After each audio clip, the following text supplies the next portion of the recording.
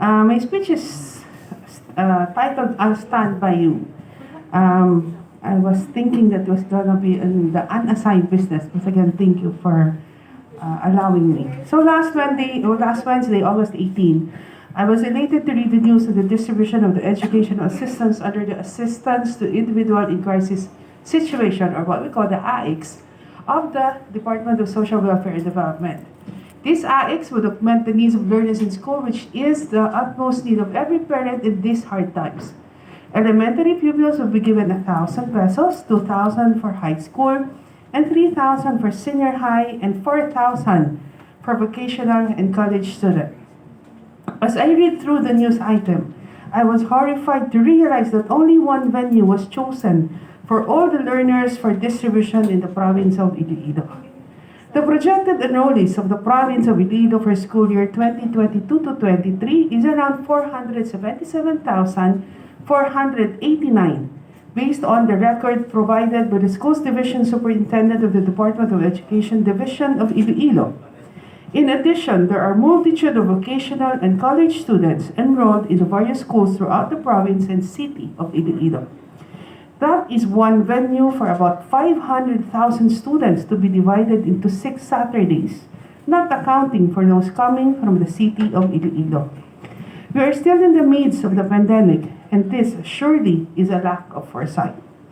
Traveling to Iloilo City from our barangays would entail hours and at least 600 pesos for those coming from our island barangays.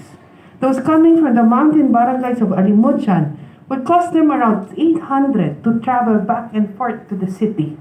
The 1,000 peso assistance would almost down to nothing.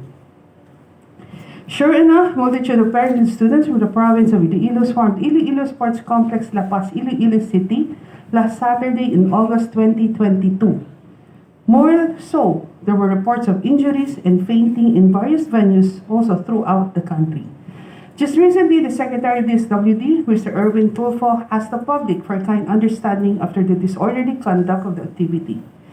To the Honorable Temporary Presiding Officer as the Chairperson of the Committee on Education and Information of the Sangguniang Panlalawigan, we are grateful for the assistance extended by the national government to our people.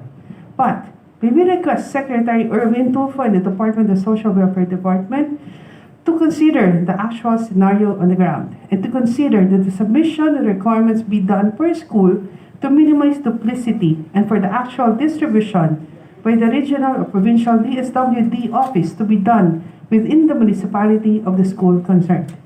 If we want to bring public service closer to our people, let us do just that. In this juncture, Honorable Temporary Presiding Officer, I would like to ask this august body to pass a resolution requesting the Department of Social Welfare and Development Office through Secretary Erwin Tulfo and OIC Regional Director Delia V. Bagolcor to release the educational assistance under the Assistance to Individual in Crisis Situation to every municipality subject to the guidelines and limitations set by the said department. Thank you, and God bless. Floor Leader, Ms. Jackson Point.